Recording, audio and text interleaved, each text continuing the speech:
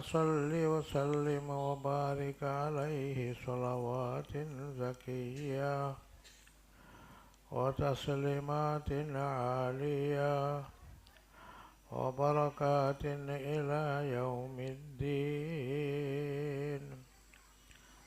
وعلى آله الطيبين الطاهرين وأصحابه الأكرمين الأنجبين وعلى العلماء والصلحاء والفقهاء والمهندسين أجمعين. أما بعد فأعوذ بالله من الشيطان الرجيم. بسم الله الرحمن الرحيم. لن ينال الله لحومها ولا دماؤها ولكن يناله التقوى منكم. وقال النبي صلى الله عليه وسلم: اللهم إني أسألك حبك وحب من يحبك والعمل الذي يبلغني حبك، أو كما قال النبي صلى الله عليه وسلم. মুআজ্জাজ মোহতারাম উলামায়ে কেরাম ও বিরাদরান ইসলাম, আলহামদুলিল্লাহ, আল্লাহ তাআলা আমাদেরকে অত্যন্ত মুবারক মজলিসে শরীক হওয়ার তৌফিক দান করছেন। সকলেই আলহামদুলিল্লাহ। আমি লম্বা কোনো আলোচনা করব না, শরীরও আমার দুর্বল, সময়ও কম। বাবা কামাল খোজন্দি রহমতুল্লাহ আলাইহি, ওনার দুইজন মুরিদ ছিল, বাবা কামাল খোজন্দি। একজন হইলেন শামসে তেবরিজ, আরেকজন মুরিদ ছিল। তো শামসে তেবরিজের সাথে যে আরেকজন মুরিদ, উনি ওই বাবা কামাল খোজন্দির কাছে ওনার হাল অবস্থা এগুলি জানাইতো, মৌখিকও জানাইতো, লিখিতভাবেও জানাইতো। কিন্তু শামসে তেবরিজ রহমতুল্লাহ আলাইহি কিছু জানাইতেন না। তো বাবা কামাল খোজন্দি একদিন শামসে তেবরিজকে জিজ্ঞাসা করলেন যে, তোমার যে সাথী সে তো অনেক কিছু আমাকে জানায়, তো তুমি তো আমাকে কিছুই জানাও না, তাহলে এই লাইনের তুমি কিছু বুঝতেছ না? শামসে তেবরিজ বললেন যে, হুজুর, আমি আল্লাহর রহমতে তার চেয়েও বেশি বুঝতেছি, কিন্তু আমি যে বলবো, আমার বলার ক্যাপাসিটি, কথা বলার যোগ্যতাটা কম, যে কারণে আমার ভিতরের বিষয়টাকে আমি পরিষ্কার করে বলতে পারি না, এই জন্য আপনাকে কিছু বলি না। বাবা কামাল খোজন্দি কইলেন, ঠিক আছে, আমি দোয়া করি আল্লাহ তাআলা তোমাকে একটা মুখ মিলাইয়া দেউক, তোমার ভিতর কথাগুলি যাতে তার মুখে দিয়ে বাইর হয়, বুঝছেন? কিছুদিন পরে বাবা কামাল খোজন্দি শামসে তেবরিজকে বললেন, তুমি কাউনিয়া শহরে যাও, কাউনিয়াতে একটা বাতি আছে, ওই বাতিটাকে আলোকিত করে দিয়ে আসো। সংক্ষেপে বলতেছে। তো শামসে তেবরিজ কাউনিয়াতে আসলেন। ওর বাতির তো কোনো নাম ঠিকানা উনি বললেন না। কাউনিয়া একটা শহর, হোটেলে থাকেন। পরে হোটেলের বারিন্দায় বসে লোক যে যাতায়াত করে দেখেন বাতি কেনা, বুঝছেন?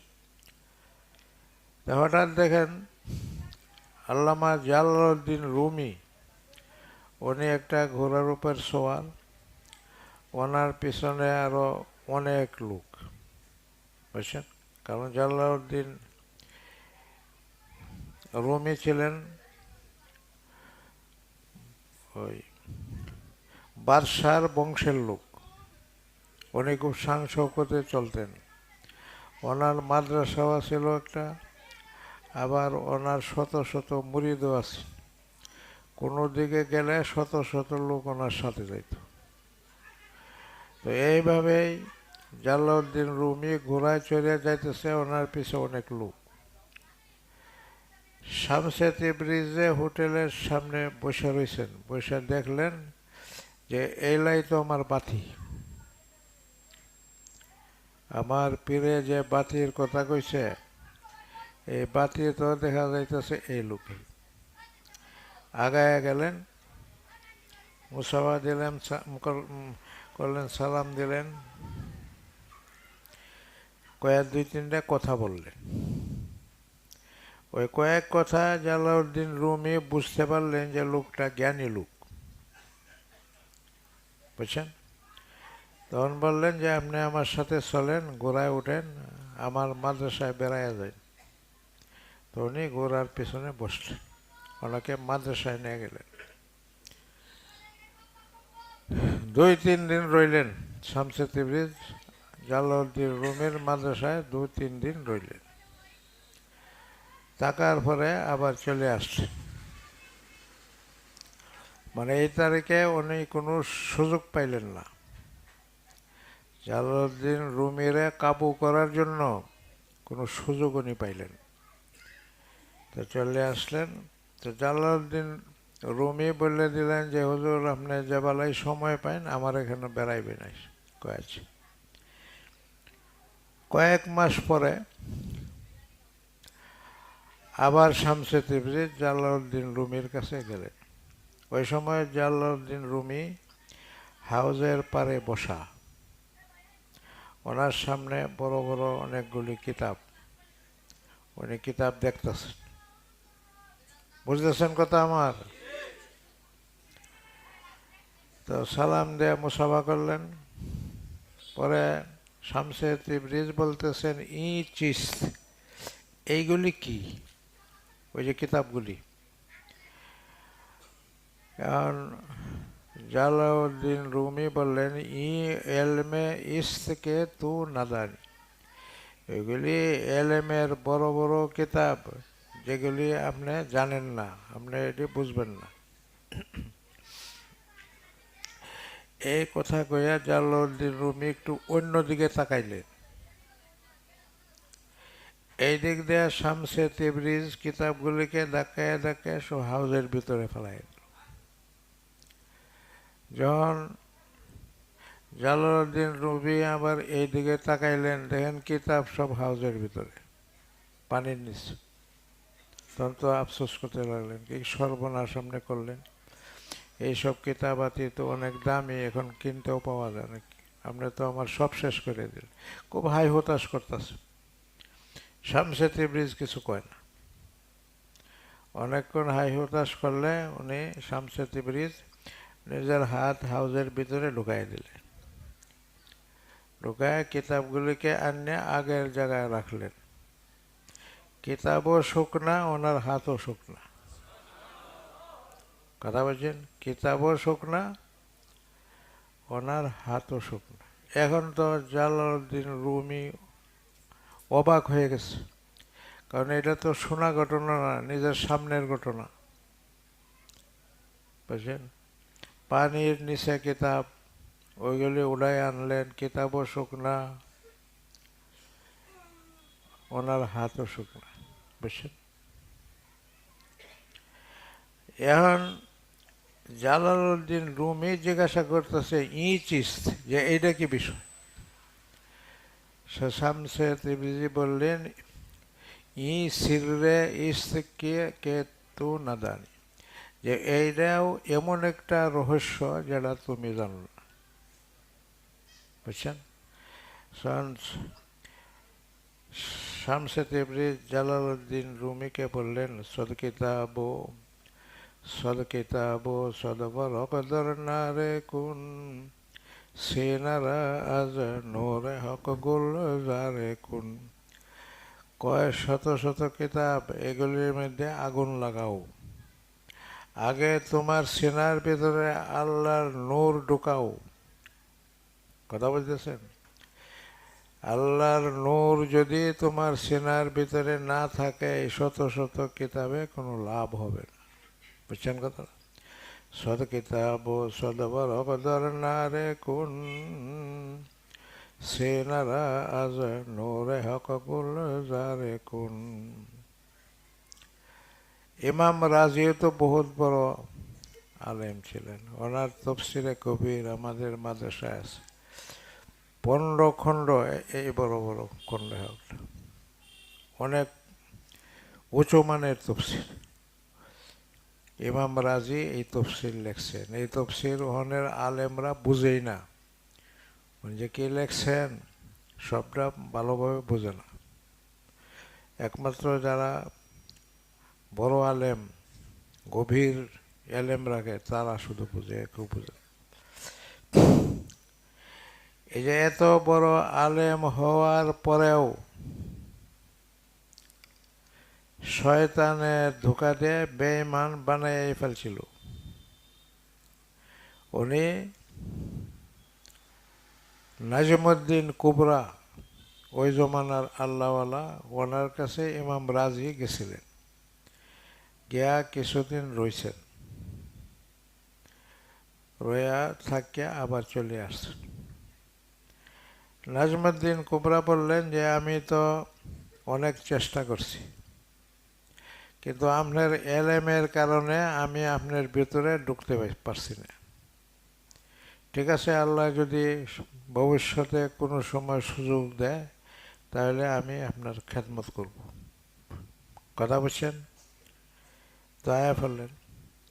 আয়া বললে যখন ইমাম রাজির মরণের সময় হলো, শয়তানের সাথে তর্ক বিতর্ক শুরু হইল। বুঝছেন? সামনে আর কোনো দলিল ইমাম রাজির কাছে নাই। এই অবস্থায় শয়তানের কাছে হার মানন লাগবে।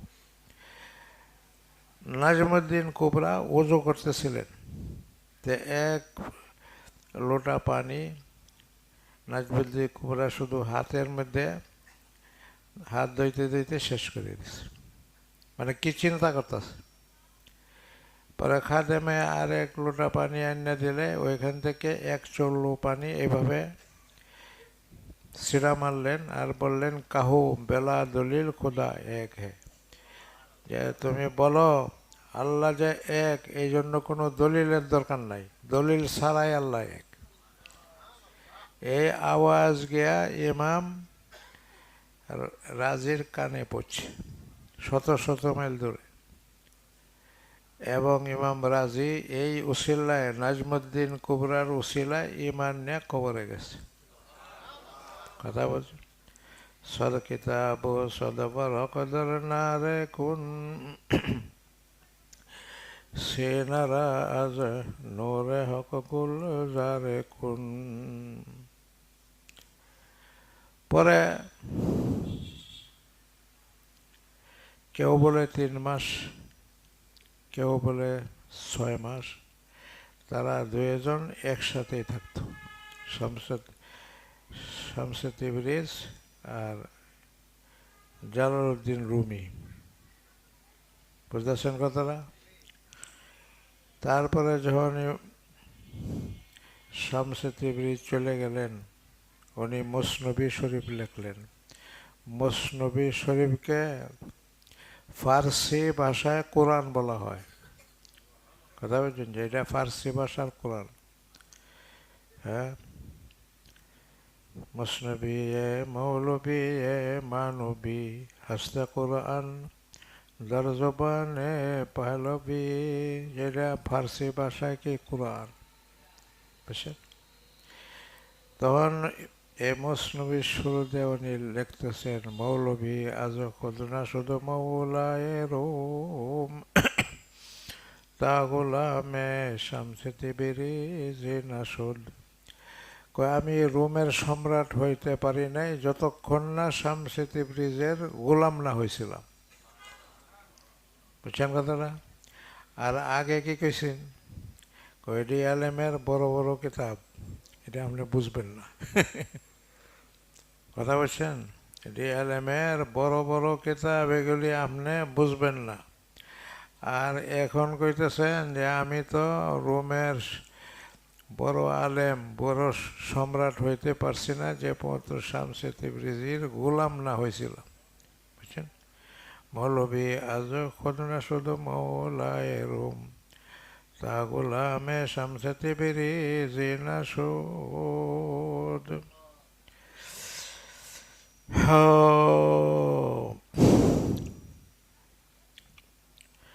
কারে পাকারা কিয়াসাজ খুদ মগির, গারচে বাসাদ ধর্ণ বিস্তানে শেরশির।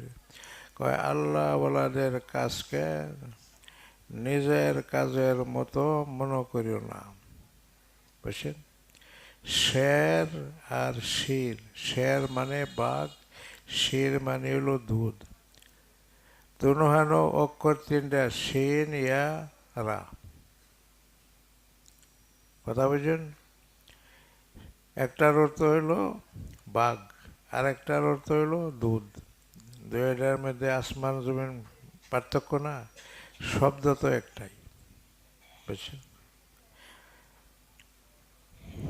কারে পাকা রাখিয়া সাজ খুদ মগির, গারচে বাসাদ দর্ণবিস্তান শেরশির। শামসুদ্দিন শামসে তিবরিজ রহমতুল্লাহ আলাই যে হাত ঢুকাইলেন, ওনার পানি তো হাতের স্পর্শ করতে পারল না, কিতাবরেও স্পর্শ করতে পারল না। বুঝছেন?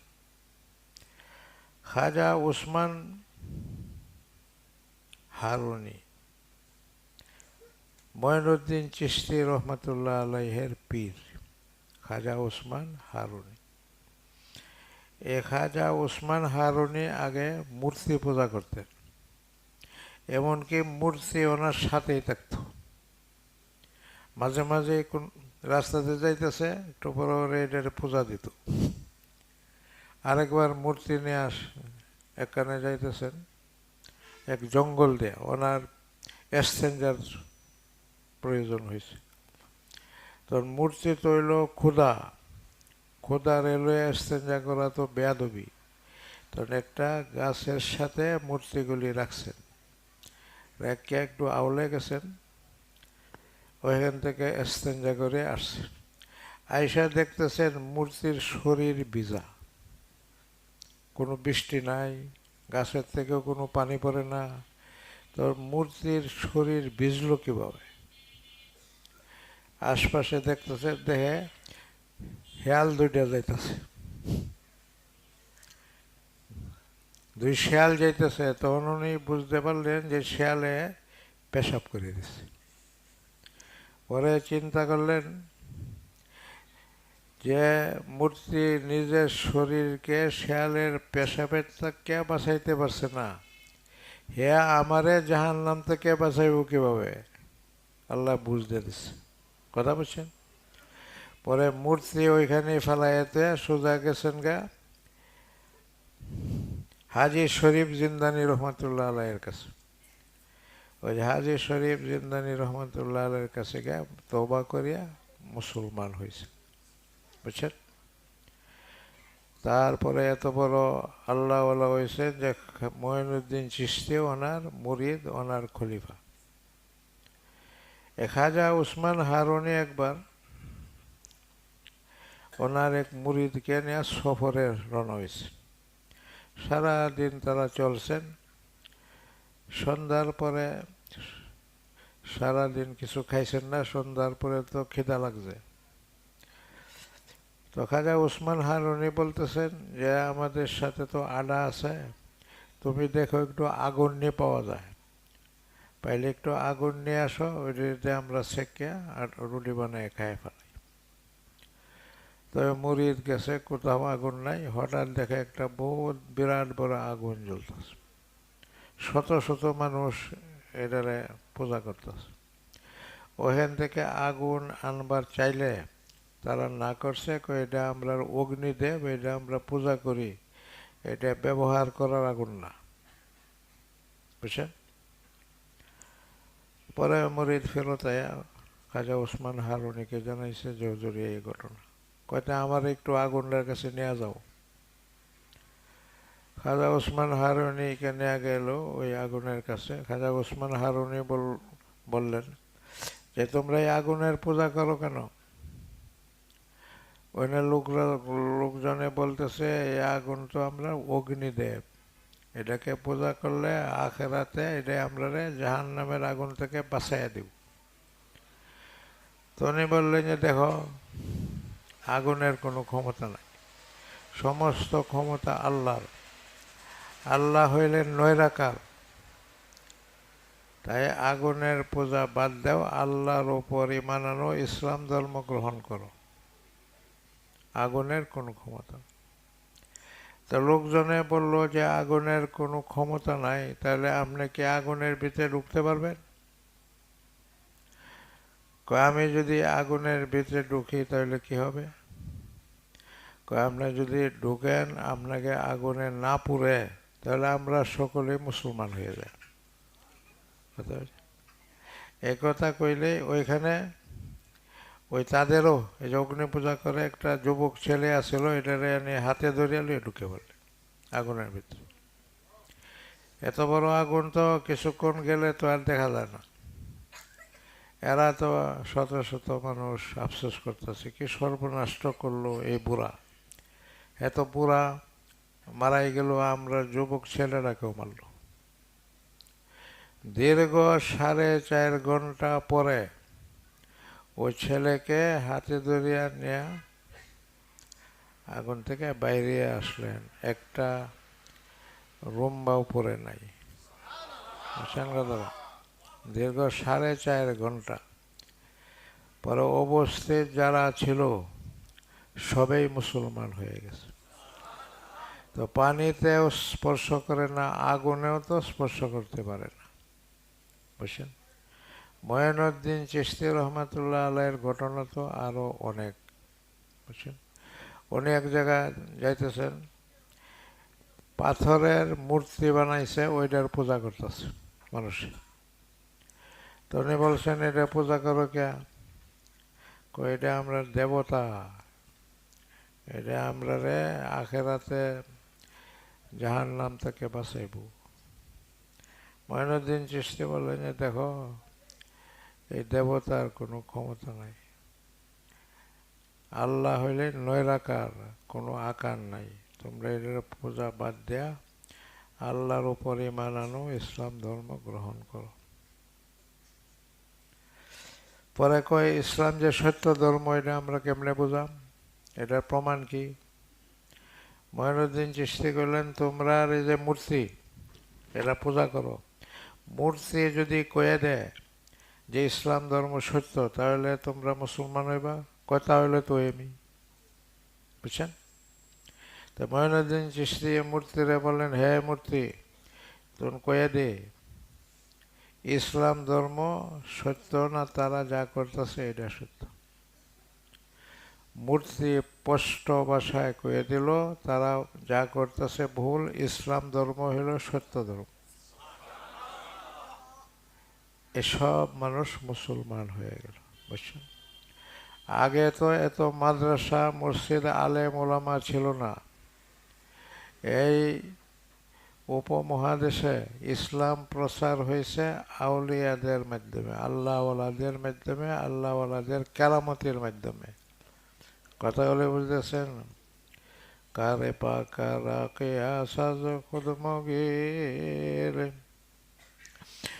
গারচে বাসাদ ধরন বিশতান শেরশির। আল্লাহওয়ালাদের কাজের সম্পর্ক থাকে আল্লাহর সাথে, ওইটা তো আর অন্য মানুষে বুঝে না।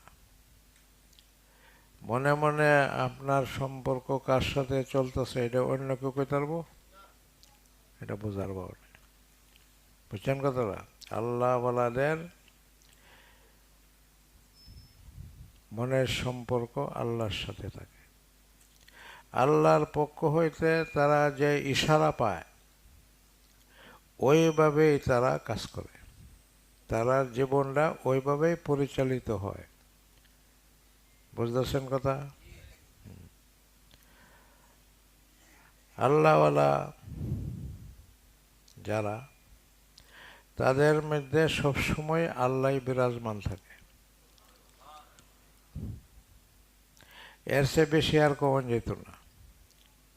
যতটুক কইলাম এর চেয়ে বেশি কওয়ার কোনো বিধান নাই।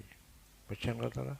ঘোষরা নজে দেখে কোন কা ধরে নিস লেকে নকলে আবত দশ তোরে নিস।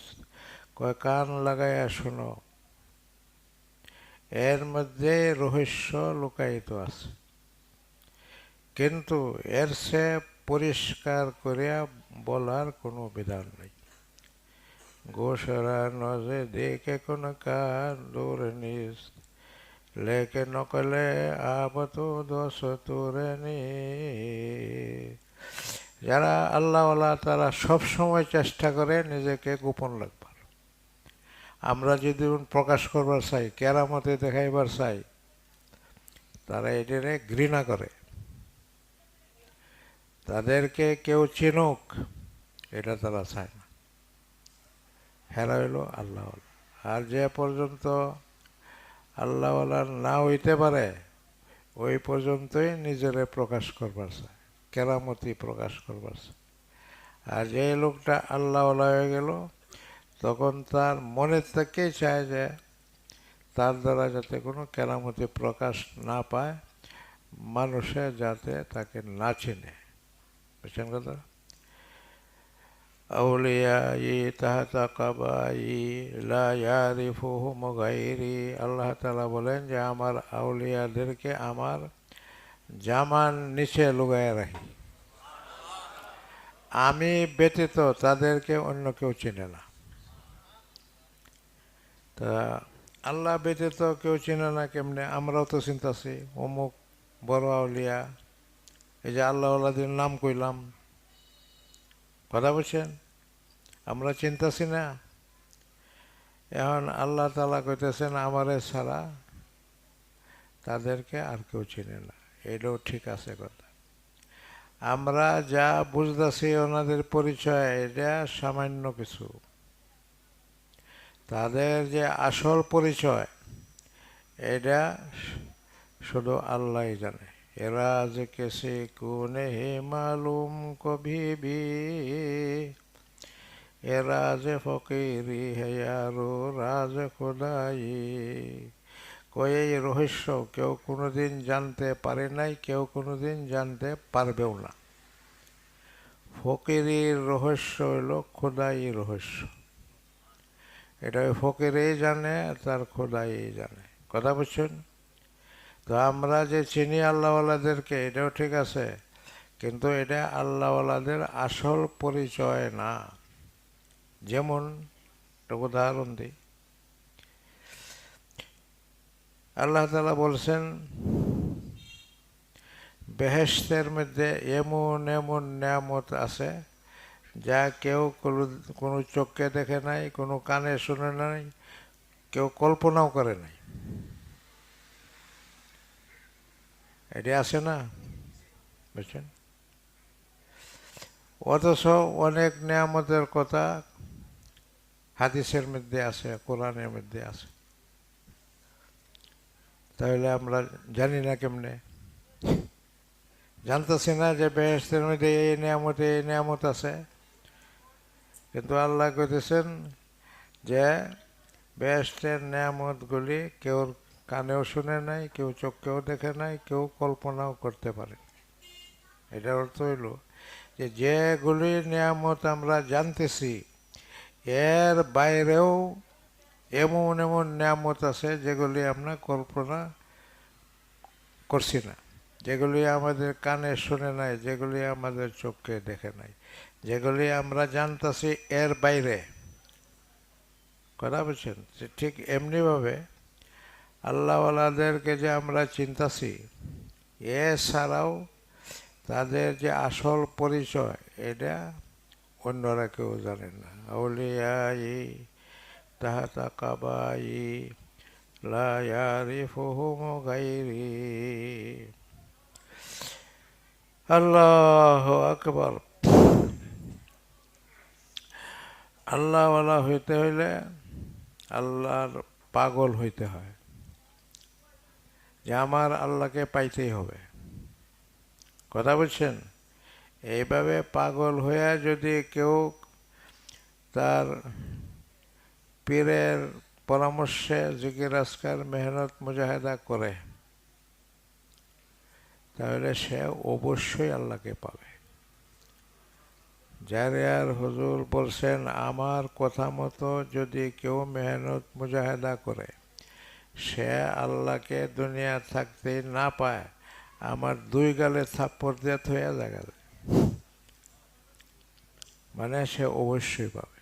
আর বলতেন আছে জিনিস তালাশ করলে পাইবেন নাকি, না থাকলে সে না পাওয়া যেত না। যে জিনিসটা আছে এটা তালাশ করলে তো অবশ্যই পাওয়া যাব। তো আল্লাহ আছে, আল্লাহকে যে তালাশ করে সে পাবে না কেন? সে অবশ্যই পাবে। আল্লাহ তাআলা আমাদের সবাইকে আল্লাহ তাআলার মহব্বত দান করুন। আল্লাহ তাআলার খাস লোক হিসাবে আমাদেরকে কবুল করুন। আমাদেরকে আখেরাতে বিনা হিসাব জান্নাত দান করুন। সাথে সাথে আল্লাহ তাআলা এই মাদ্রাসাটাকেও কবুল করুন। কিয়ামত পর্যন্তর জন্য আল্লাহ তাআলা কোরআন হাদিসের কেন্দ্র হিসাবে মাদ্রাসাটাকে কবুল করুন। দিন দিন তরক্কি দান করুক। এলাকার মানুষের মনে মাদ্রাসার প্রতি মহব্বত দান করুক। মাদ্রাসার তালিম তরবিয়ত সবগুলির মধ্যে বরকত দান করুন। মালিয়তের মধ্যে বরকত দান করুন। এলমি আমলি মালি তরক্কি দান করুন। ওয়া আখিরু দাওয়ানা আনিল হামদুলিল্লাহি রাব্বিল আলামিন। আসসালাতু ওয়াসসালামু আলা সাইয়্যিদিল আমবিয়া ওয়াল মুরসালিন।